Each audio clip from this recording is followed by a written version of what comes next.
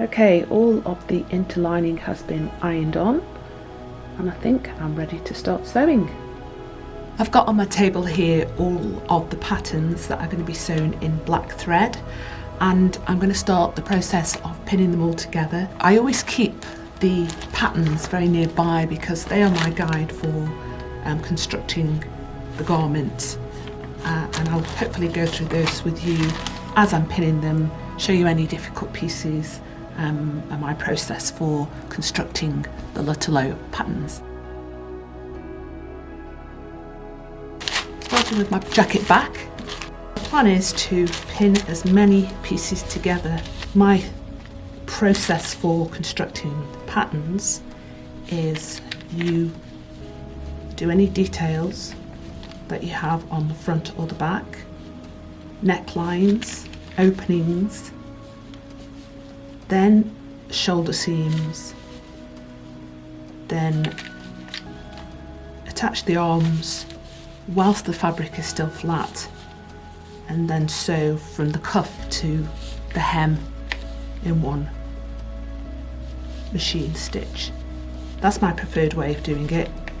It doesn't always happen that way. Sometimes it depends on the pattern, but as a general rule, that's what I try to do. The first run of the sewing, overlocking, whatever I can do without stopping has been done, and it's all been pressed out, so I managed to get as far as the back panels are in, the shoulder seams are connected, so now I can move on to applying the pockets and putting the collar and facings in.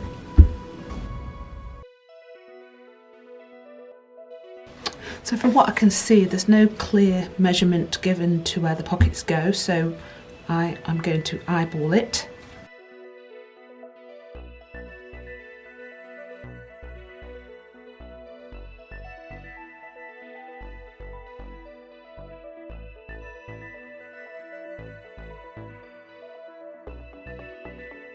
One collar panel attached to the jacket, and one collar panel attached to the facings.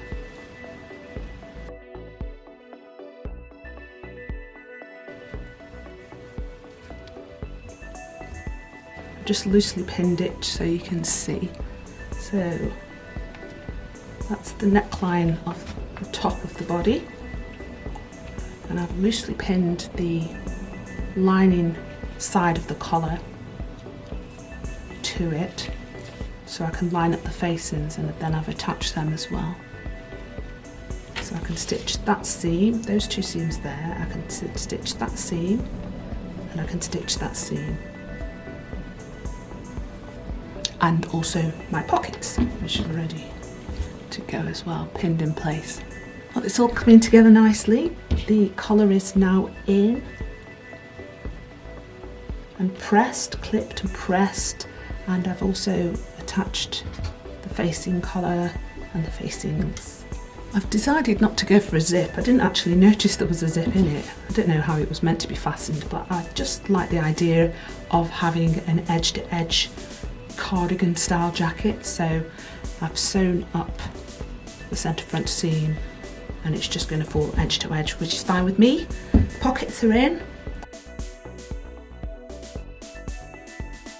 So what I'll do is push that seam up and then encase it with the facing collar, and then those seams should sit neatly on top of the shoulder seam. So next is to pin in my sleeves. Is to have the curved edge nearest to you to make sure you've got the right sleeve going into the right side. So that's the back of the jacket and that's the back of the sleeve. So that's actually the other side, so there you go. So that's going to go into that sleeve there, so I'm just going to flip that over so I've got the curved edge nearest to me. I always start at the edges, pin those. Then it's a case of easing the curved fabric into the straight, so you need to push it back on itself a little bit. There's a seam there that'll help you line up things. Might take a few goes before you get it exactly right.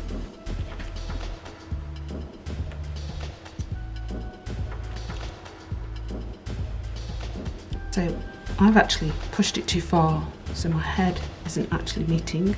So I'm going to start bringing what I've pushed away from the head of the sleeve back towards it.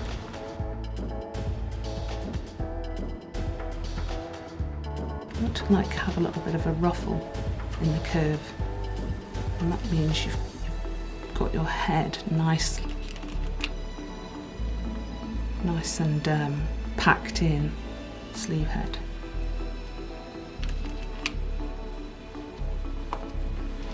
And I'll give it that professional look. So again, I'm just going to move towards the head with most of the material.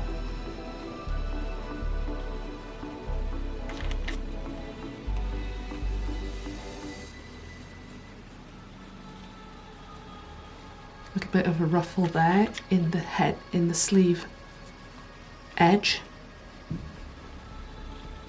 And you sort of push it in to get your sleeve looking quite professional.